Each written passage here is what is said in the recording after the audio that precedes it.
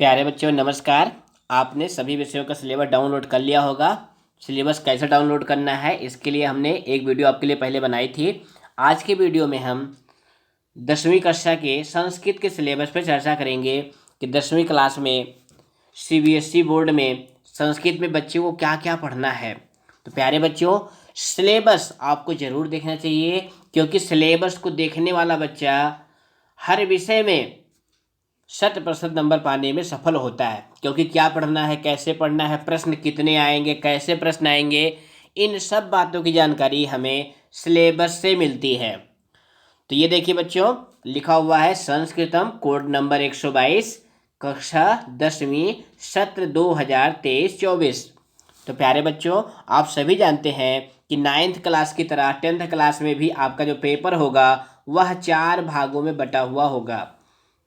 खंड का अपठित अवबोधन यानी अनसीन पैसेज, जो कि 10 नंबर का होगा। खंड खा के अंतर्गत रचनात्मक कार्यम, ये 15 अंक का होगा।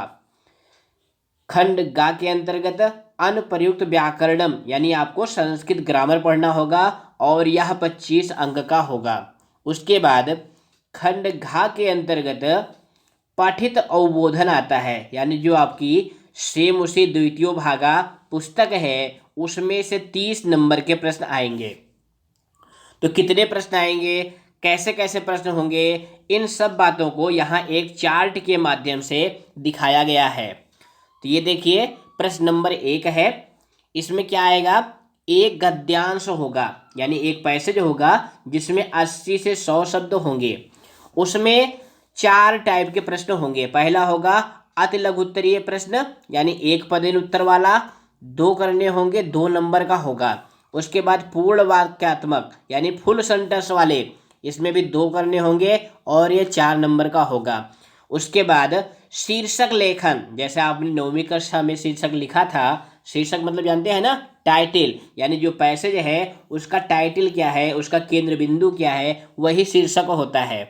उसके बाद भाषिक कार्यम, भाषिक कार्यम का जो प्रश्न है यह बहुविकल्पात्मक है, यानी ऑब्जेक्टिव टाइप का है। ये 3 है, 3 नंबर का। इस तरह से 10 नंबर का आपका पहला प्रश्न होगा अपठित अवबोधन का, अनसीन पैसेज का।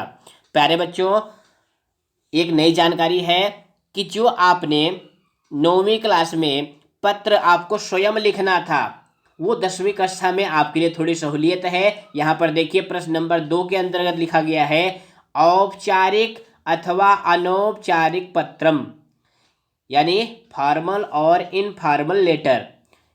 इसमें सहूलियत क्या है आपके लिए कि जो पत्र आपको 9वीं कक्षा में स्वयं लिखना था वह 10वीं क्लास में आपको लिखा हुआ मिलेगा। पत्र में पूरा पत्र लिखा होगा। मंजूषा में उसमें भरे जाने वाले पद लिखे होंगे। कुल 10 रिक्त स्थान होंगे। एक रिक्त स्थान पे भरने पर आपको आधे नंबर। इस तरह से 5 नंबर का ये पत्र लेखन का प्रश्न होगा। तो ये बहुत बड़ी खबर है 9वीं कक्षा के विद्यार्थियों के लिए, क्योंकि संस्कृत में उनको वाक्य बनाना थोड़ा सा कठिन लगता है, इसलिए कुछ बच्चे पत्र नहीं लिख पा रहे थे। तो उनके लिए बहुत बड़ी खबर है, बहुत अच्छी खबर है। उसके बाद प्रश्न नंबर 3 आएगा चित्र वर्णन का या अनुच्छेद लेखन का, ये 5 नंबर का होगा। उसके बाद प्रश्न नंबर 4 होगा संस्कृत अनुवाद का, यानी संस्कृत ट्रांसलेशन का, ये भी 5 वाक्य करने होंगे और 5 नंबर का होगा। इस तरह से जो आपका खंड खा है रचनात्मक कार्यम, यह 15 अंक का है। उसके बाद प्यारे बच्चों, खंड गा आता है अनुप्रयुक्त व्याकरणम। अनुप्रयुक्त मतलब क्या होता है कि जो व्याकरण आपने पढ़ा है उसका आप प्रयोग कैसे करेंगे, इसकी जानकारी इस खंड में होती है। इसके अंतर्गत आपका प्रश्न नंबर 5 होता है संधि का। किसका होता है, संधि का। संधि कितने नंबर की है, 4 नंबर की है। प्रश्न नंबर 6 है समास का। समास कितने नंबर का है, 4 नंबर का है। उसके बाद प्रत्यय प्रश्न नंबर 7 के रूप में आती है और यह भी 4 नंबर की है। उसके बाद प्रश्न नंबर 8 होता है वाच्य परिवर्तन का। ये कितने नंबर का है, 3 नंबर का है। उसके बाद समय, समय मतलब जानते हो ना, टाइम, यानी संस्कृत में किसी को टाइम कैसे बताएं, समय कैसे लिखा जाता है, ये भी प्रश्न नंबर 9 के अंतर्गत 4 नंबर का आएगा। उसके बाद प्रश्न नंबर 10 है अव्यय पदानि, अव्यय का प्रयोग, जो कि 3 नंबर का है। और प्रश्न नंबर 11 के अंतर्गत संशोधन कार्यम, यानी उसमें सेंटेंस लिखे होते हैं, कर्ता क्रिया या कर्म कोई अशुद्ध होगा उसको शुद्ध करके उसकी गलती को सुधार करके आपको लिखना होता है, और यह 3 नंबर का है।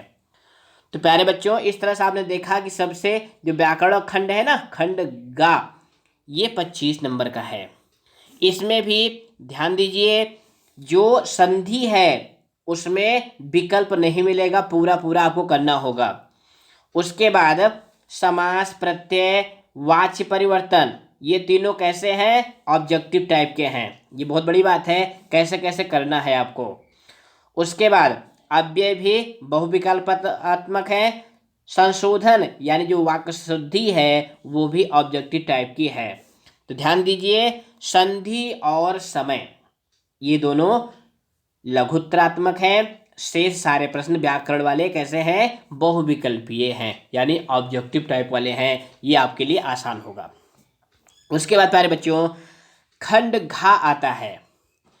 खंड घा में जो आपकी श्रीमुषी पुस्तक है उसमें जो पाठ है उनमें से करना होता है। तो प्रश्न नंबर 12 होता है गद्यांश का, यानी जो आपकी श्रीमुषी पुस्तक में जो कथा वाले पाठ हैं, कौन से पाठ हैं, कथा वाले, उसमें से प्रश्न नंबर 12 आता है गद्यांश के रूप में।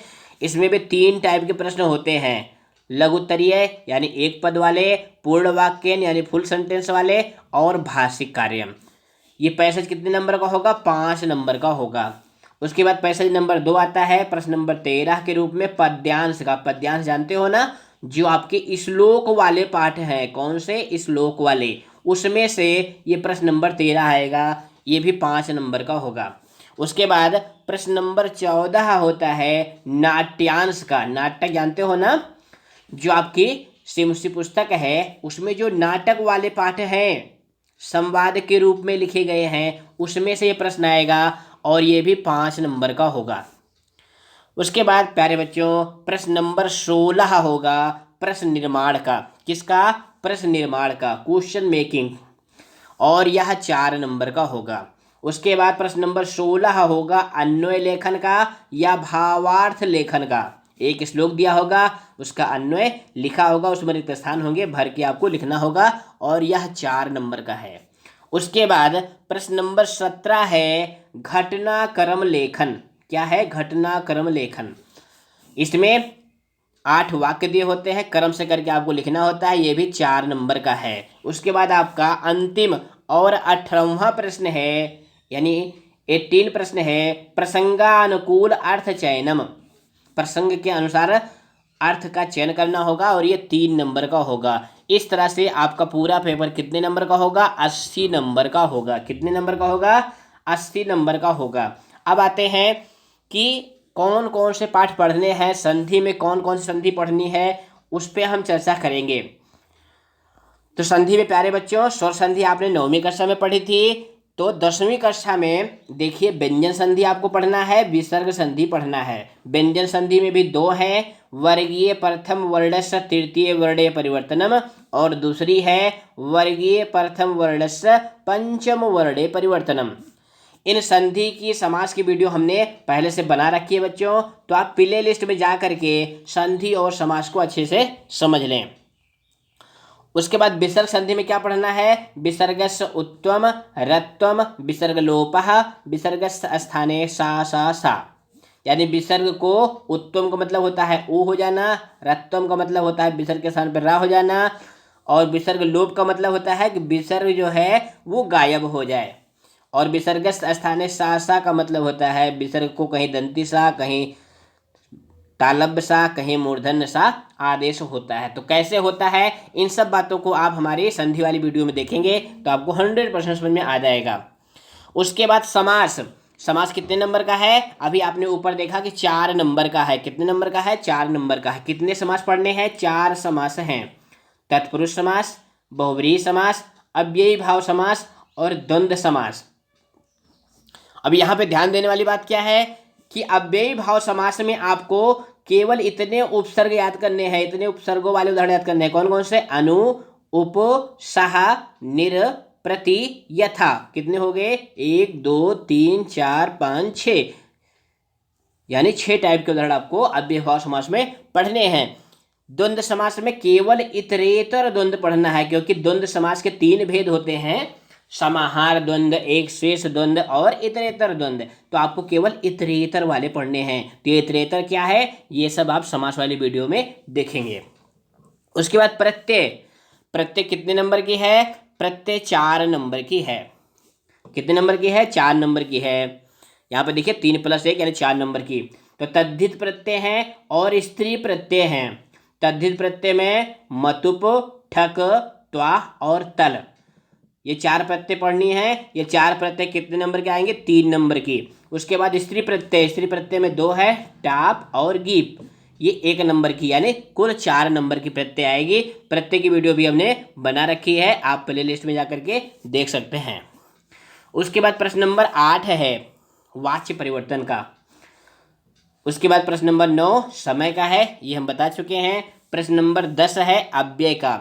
तो अव्यय में कौन कौन से अव्यय आपको पढ़ने हैं वो देखिए। उच्चैः, चा, स्वा, हयः, अद्य, अत्र, तत्र, यत्र, कुत्र, इदानीं, इतने अव्यय आपको पढ़ने हैं। तो अव्यय में क्या करना है? इनका अर्थ समझना है, इनका प्रयोग कैसे करना है, ये आपको इतना ही समझना है। उसके बाद प्रश्न नंबर 11 है अशुद्धि संशोधन का। इसमें वाक्य लिखे होंगे। वाक्य में वचन की दृष्टि से, लिंग की दृष्टि से, पुरुष की दृष्टि से, लकार की दृष्टि से कोई अशुद्धि होगी, उसी अशुद्धि को दूर करते हुए वाक्य आपको पुनः लिखने होंगे और ये 3 नंबर का होगा। उसके बाद प्यारे बच्चों 12, 13, 14 ये पैसेज वाले प्रश्न हैं जो सेम उसी से आएंगे। उसके बाद आप ध्यान दीजिए कौन कौन से पाठ पढ़ने हैं। सबसे महत्वपूर्ण बात यही होती है, बच्चे सेम उसी द्वितीय भागा पुस्तक भी खरीद लेते हैं, फिर पुस्तक में कितने पाठ पढ़ने हैं इसकी जानकारी उनको जरूर होनी चाहिए। तो ये देखिए लिखा गया है परीक्षायै निर्धारिताः पाठाः।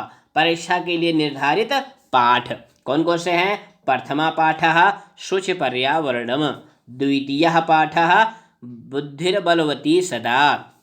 तीसरा पाठ, यहाँ पर देखिए तीसरा पाठ नहीं है, यानी तीसरा पाठ आपको नहीं पढ़ना है। चतुर्था पाठः शिशुलालनम, पंचमः पाठः जननी तुल्यवत्सला, षष्ठा पाठः सुभाषितानि, सप्तमः पाठः सौहार्दं प्रकृति शोभा, अष्टमः पाठः विचित्रा साक्षी, नवमः पाठः सूक्तया। उसके बाद 10वां और 11वां आपको नहीं पढ़ना है। उसके बाद 12वां पाठ है यानी 12वां पाठ है अन्योक्तया। इस तरह से प्यारे बच्चों आप देखेंगे तो आपके सिलेबस में कुल 9 पाठ हैं। कितने पाठ हैं? 9। संख्या की दृष्टि से गिनेंगे तो 9 है। सीरियल नंबर देखेंगे तो 1 से लेकर के 12 तक हैं। लेकिन कितने पाठ पढ़ने हैं? बोलिए 9 पाठ पढ़ने, केवल 9 पाठ पढ़ने हैं, वो भी पूरे फाइनल सिलेबस में। मिड टर्म के लिए तो 1 से लेकर के 6 पाठ ही आते हैं। मिड टर्म में कितने पाठ आएंगे? 1 से लेकर के 6 तक। लेकिन जो आपका बोर्ड एग्जाम होगा उसमें 1 से लेकर के 12 पाठ, जिसमें से तीसरा, 10वां और 11वां ये 3 पाठ सिलेबस में नहीं है। इसको आप पुस्तक में टिक लगा लें, कौन कौन से पाठ हैं, कौन कौन से पाठ नहीं हैं। सभी पाठों की वीडियो हमने बना रखी है बच्चों, तो प्ले लिस्ट में जाकर के आप पाठों को देखें। वीडियो पसंद आती है तो आप लाइक करें और नए हैं तो चैनल को सब्सक्राइब कर लें, क्योंकि हम आपके लिए मॉडल पेपर लाते रहेंगे। वैसे बच्चों हमने पिछले साल बच्चों के लिए मॉडल पेपर बनाया था, तो उसको एक बार आप ज़रूर देखें कि कैसे कैसे प्रश्न आ सकते हैं। तो नमस्कार बच्चों, धन्यवाद।